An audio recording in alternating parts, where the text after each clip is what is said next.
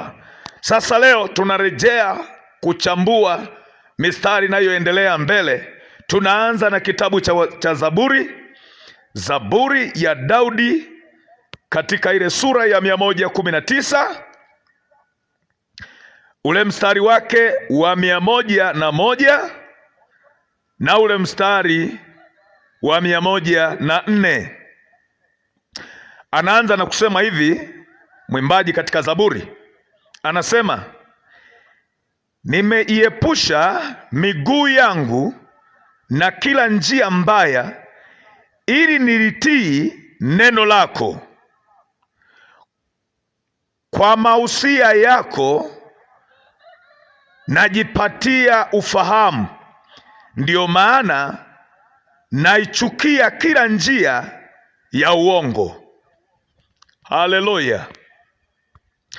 Kumbuka nilikwambia hivi ni vitu au vigezo ambavyo vinatakiwa huyu anayemtaka Mungu, anayeutaka wokovu wa kweli, anataka kuwa Mkristo mwenye sifa za kuingia mbinguni, anatakiwa awe navyo. Bwana Yesu asifiwe. Vigezo ambavyo Mkristo anatakiwa awe navyo, huyu aliye na makusudi ya kuingia mbinguni akaurithi uzima wa milele, anatakiwa awe navyo. Kumbuka tulisema lazima atambue Mungu anampenda, na lazima atambue Mungu anamwita, na hatimaye afanye bidii kutubu. Tukaeleza mtu kutubu ni kufumuliwa au kukongorolewa ili afumwe upya, atengenezwe upya. Muundo aliokuwa nao kimawazo, katika kutenda kwake, katika kusema kwake, ufumuliwe, aanze kuumbwa na muundo mpya wa kimawazo. Fikra zake zianze kubadili, tabia zake zibadilishwe, na maisha yake, namna ya kuishi kwake kubadilishwe, ili sasa aanze kuwa Mkristo wa kweli. Lakini hapa jambo lingine Daudi analionyesha kwamba huyu mtu ambaye anataka awe Mkristo wa kweli, jambo mojawapo linampasa au linambidi alifanye ni kujiepusha miguu yake katika njia za uovu. Ajiepushe miguu yake asipite kwenye njia za uovu. Ajiepushe miguu yake isipite kwenye njia za uovu. Kuna njia ambazo wanapita waovu na kuna njia ambazo wanapita watu wema. Waovu mara zote hupenda wafanye mambo yao katika hali ya siri au katika hali ya uficho. Kiswahili cha kibiblia tunasema wanafanya katika hali ya giza, maana kilicho gizani hakionekani. Inaweza iwe mchana lakini kimefichwa kisionekane. Kwa hiyo tunapozungumzia vigezo vya watu wenye sifa za kuwa Wakristo wa kweli, moja ya kigezo, mtu anatakiwa ajiepushe miguu yake isipite kwenye njia ya waovu. Ajiepushe miguu yake isipite kwenye njia ya waovu. Unatakiwa ujue wewe ni mtu wa Mungu, umeumbwa na Mungu. Mungu amekusudia mema juu yako. Unapaswa kujiepusha usipite kwenye njia ya waovu. Waovu wakitaka kupata mke, njia wanayopita, wanaenda kutafuta dawa, wanajipaka usoni ili wapate mke. Hiyo njia wewe unatakiwa ujiepushe, usipite katika hiyo. Waovu wanataka kupata fedha, wanaenda kwa mganga wa kienyeji wachukue dawa ili wapate fedha. Wewe ujiepushe, usipite kwenye njia hiyo. Waovu wanataka wapate mtoto, wanaenda kwa mganga wa kienyeji, wanaenda kupata dawa, wanachanja chale na kufanya uzinzi na waganga wa kienyeji huko. Wewe ujiepushe, usipite na hiyo njia. Kwa hiyo mtu anapookoka anataka kuwa Mkristo wa kweli, moja ya vitu anatakiwa kuwa navyo, aridhie moyoni mwake kwamba miguu yangu nitaiepusha isipite kwenye njia ya waovu. Haleluya, haleluya. Bwana Yesu asifiwe. Waovu wakinunua gari, wamejenga nyumba, aidha wamenunua pikipiki, wamenunua kitu chochote, wakiingiza nyumbani mwao wanafanya tambiko. Wewe hiyo njia usipite. Wao wanapoenda kwenye matambiko, wewe unaenda kanisani. Wao wanapoenda kuagua, wewe unaenda kwenye maombi. Wao wanapoenda kupiga ramli, wewe unaenda kujifunza vitu kwa mchungaji. Njia tayari zimegawanyika. Usipite katika njia ya waovu. Okay, ninashukuru Mungu kwamba wako watu walipotezwa ni kwa kutokuelewa, na ninaamini kwamba kutokana na elimu ambayo inapatikana hapa, wengi sana wanafunguliwa, wengi wanafunguliwa fahamu zao, wengi wanafunguliwa. Nikwambie, mwaka 2014 mimi niko hapa nikiwa na umri wa mwaka mmoja katika nchi hii au ardhi hii. Basi nilikutana na elimu inayosema walokole hawaruhusiwi kumimina makaburi, lakini michango wanatakiwa wachangie. Nikauliza, kwani sababu ya kuzuia wasimimine makaburi ni nini? Mpaka mtu asimimine kaburi, sababu ni nini? Anasema sababu ni kwamba walokole wanakataa kumimina. Hapana, nipe sababu kwa nini wanakataa kumimina. Je, ni kosa kumimina kaburi, au ni kosa kukusanyikana pale, au ni kosa nini? Yaani kinachosababisha iwe kosa kumimina makaburi walokole ni kitu gani? Akaniambia walokole wanakataa. Sasa wewe si ndio ni mlokole? Wewe si ndio unasali? Wewe si ndio na Yesu? Hebu niambie, mpaka unakubaliana wanakataa, mpaka ukubali kwamba wanakataa, kwani sababu ni nini? Lazima iweko sababu ya kukataliwa.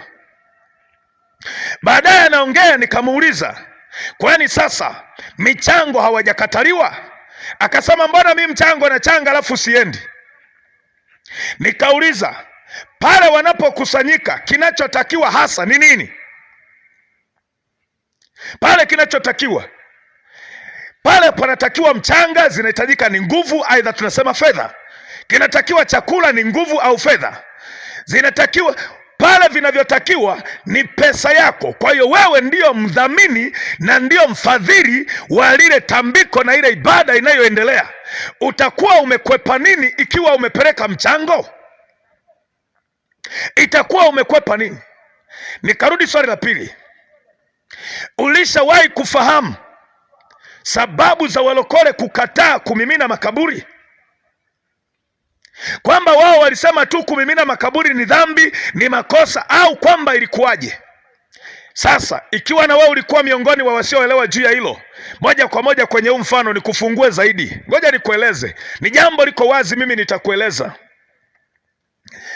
Sasa walokole hawakukataa kumimina makaburi tu.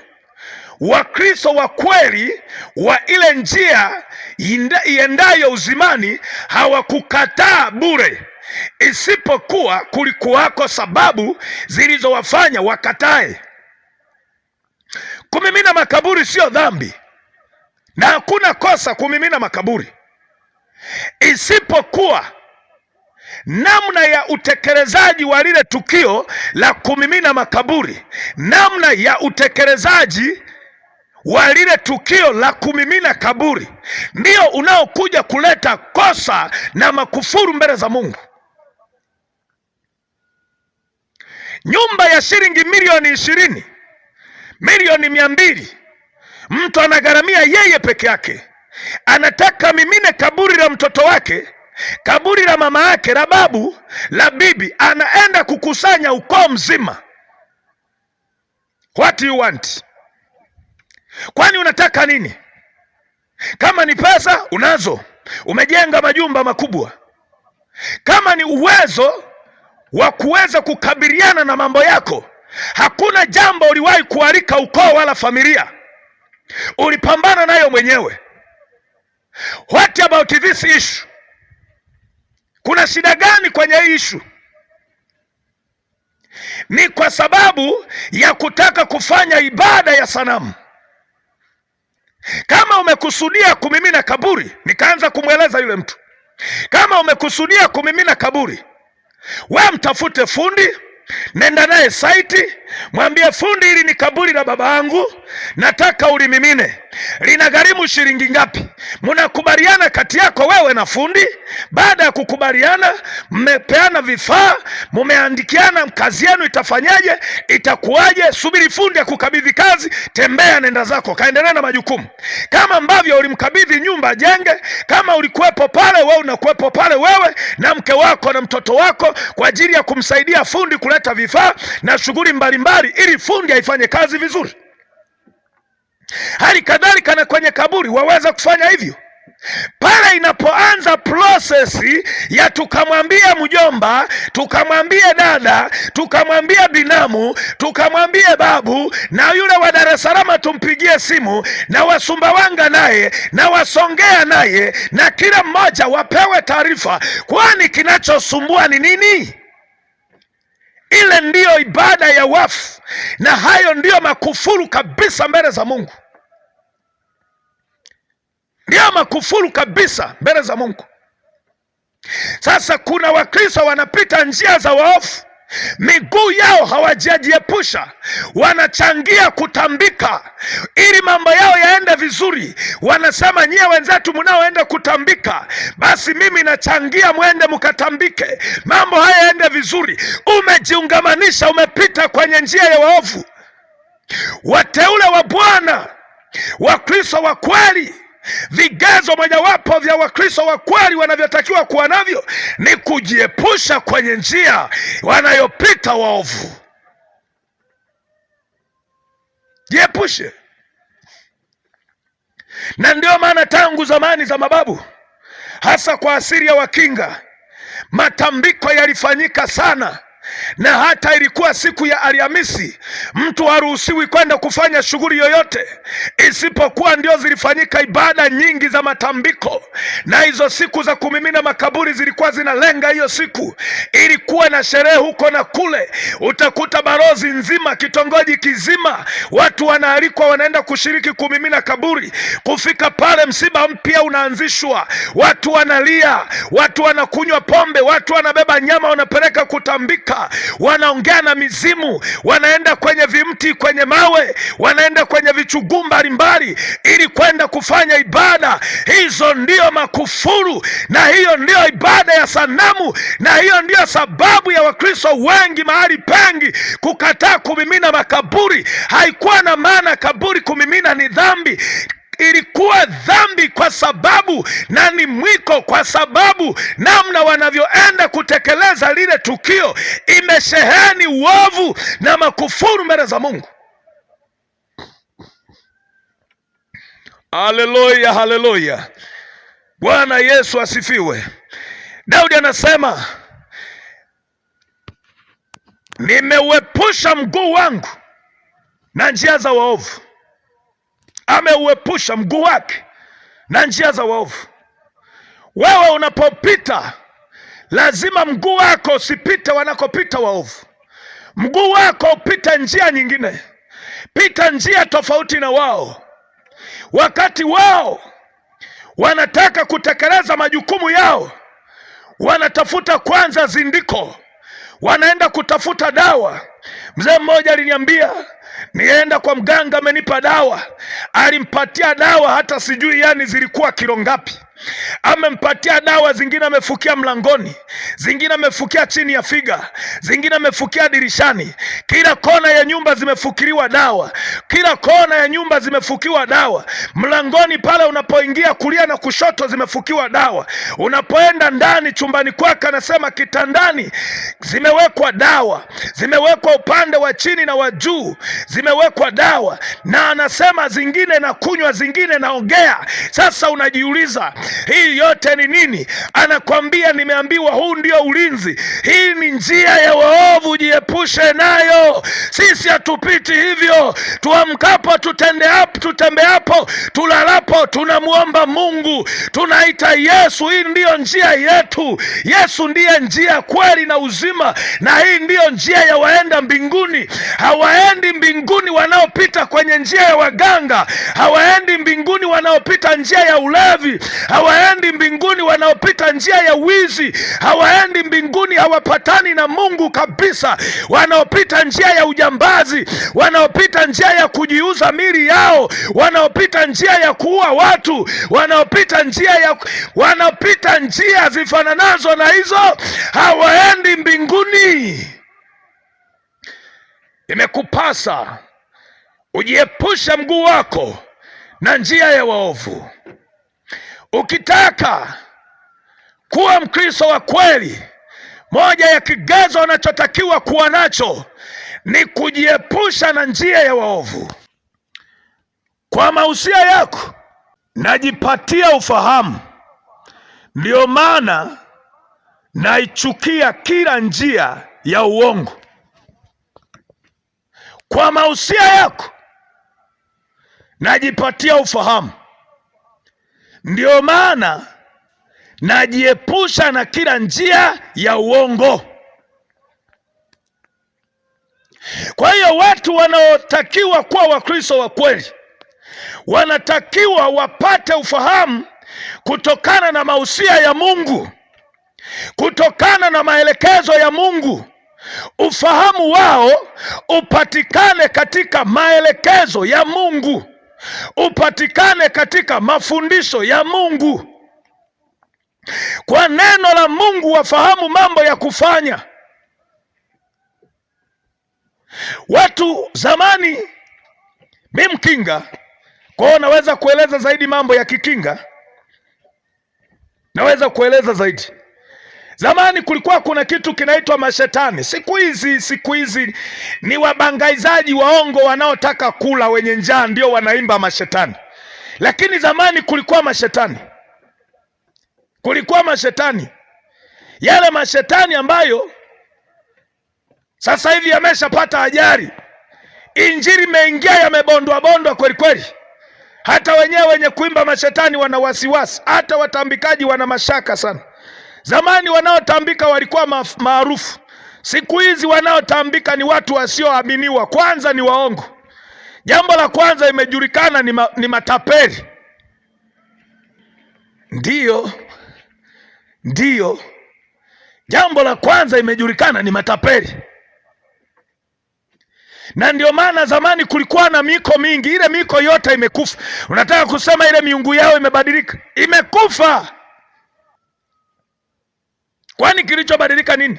Ni ile miungu yao na sanamu zao zimekwisha, hakuna habari. Yesu Kristo ndio mpango wa mjini, na wokovu ndio mpango wa maisha, na kumtumikia Kristo ndio malengo ya kudumu. Kwa mausia ya Mungu, zamani walikuwa wanapata mausia kwenye mapepo. Anajitokeza mtu mmoja katika familia, analalamika pale, wameniacha mimi, sasa wanakula nyama wenyewe. Anasema babu analalamika, babu amesema nyama, babu amesema nyama. Kwa hiyo ili wale nyama, wanasikiliza mashetani, wanasema babu amesema nyama. Wanaenda wanaangusha ng'ombe, wanasema babu ameomba nyama. Babu anaimba tu pale, kumbe ndio yeye alikuwa na njaa, anasema babu ameomba nyama. Kuna jitu jingine chawi liko pale pembeni, linatiuni mambo, linaloga kama mtu pale, kanaanza kuongea vitu vya ajabu. Mara sijui marehemu amelala vibaya, kwa hiyo aenda kaburini, mungeuza lale vizuri. Amelalaje vibaya? Kwani awali alilalaje sasa? Na kilichogeuza ni nini? Kilichogeuza ni nini? Mambo gani yanakuwa? Hizi ni njia za waovu na mausia ya kiovu haya. Daudi anasema kwa mausia ya Mungu anajipatia ufahamu, anajipatia maarifa kwa mausia ya Mungu. Na katika Sulemani, mithali zake, Sulemani anasema kumcha Bwana ndio chanzo cha maarifa. Mausia ya njia ya waovu yanasema ili uwe na mali lazima ukatoe kafara, ili uwe na mali lazima ukatambike, ili uwe na mali lazima uende kwa mganga wa kienyeji ukajizindike. Mausia ya Mungu yanasema ili uwe na mali, mche Bwana utajipatia ufahamu. Ili uwe na mali, mtumikie Mungu ukitafuta pamoja na yeye. Nenda katoe sadaka kwake, utamwabudu yeye katika hizo na kumshukuru. Tazama, kila kitu unachokishika kitabarikiwa, maana yeye kwa neno lake anaahidi, naibariki kazi ya mikono yako. Yeye anazingatia unafanya kazi, anakuja naibariki ile kazi unayoifanya. Mausia ya kiganga na uchawi yanasema nenda ukapata idawa ukaweke, itakuwa inavuta hela kutoka huko na kule. Hayo ni mausia ya kipagani, hayawezi kumfanya mtu akapatana na Mungu. Na hata kama mtu anataka Mungu, hawezi kumpata kwa sababu ya njia anayopita. Ndio maana nilikwambia kutubu kunabidi mtu afahamu vizuri. Tuna watu wako makanisani, anaweka unga, anachukua na mkaa, anaweka kwenye unga. Unamuuliza nini? Anasema ili wasivute unga, lakini anasali. Hiyo ni njia ya waovu. Mkristo kabisa anasali, anaenda kuchimba mizizi fulani porini, aje aweke kwenye kihenge, eti wachawi wasivute mazao yake. Hizi ndio njia za waovu. Akishika fedha lazima anang'ata kona. Kuna mtu mmoja aliniudhi kweli, nilifanya naye biashara. Sasa nimeenda kupokea fedha, ananipatia fedha zote zimekatika kona, fedha zote. Yaani yeye akishika fedha ni kukata kona, kishika fedha ni kukata kona. Yaani ile kona na inyofua aliniudhi yule bwana. Alafu pesa nayotakiwa kunipa ni nyingi, sio kidogo. 180,000 sio fedha kidogo. Sasa noti zote zimekatwa pembe zote. Namuuliza nini? Anasema wewe watu wabaya bwana. Watu wabaya ndio wamekutuma ukate fedha. Wewe ndio mjinga, unang'ata hela za nini?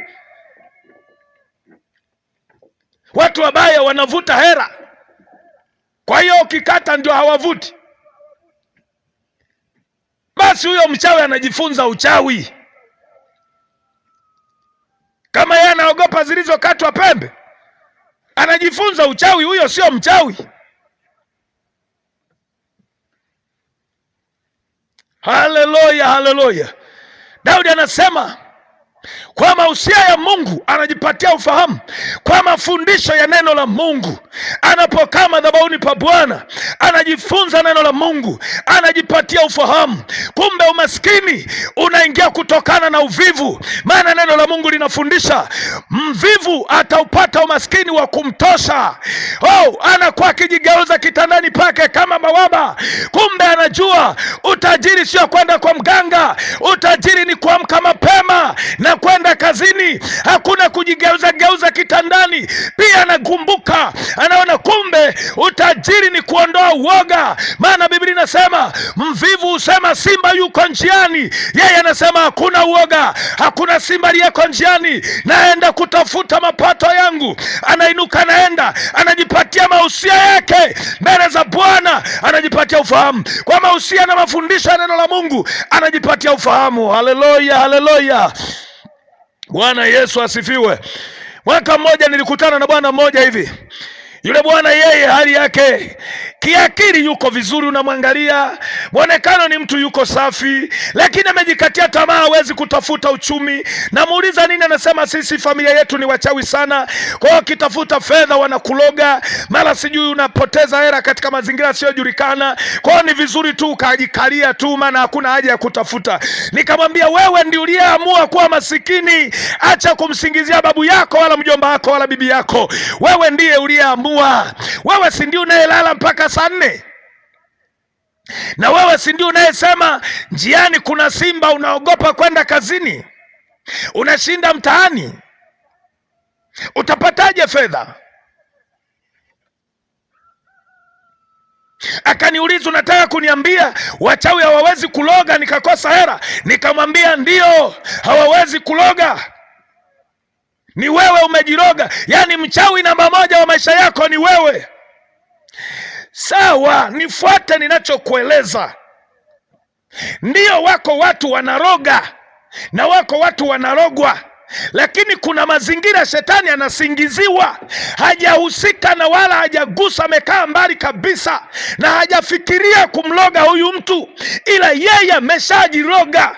Kuna ugonjwa ni ugonjwa, lakini kuna ugonjwa ni wewe unaufanya uwe ugonjwa. Nieleweke watu wa Mungu, yani kuna tatizo ni lenyewe tatizo, yani lenyewe ni tatizo, halafu kuna tatizo mtu anakuwa amelitengeneza ili liwe tatizo, lakini lenyewe sio tatizo.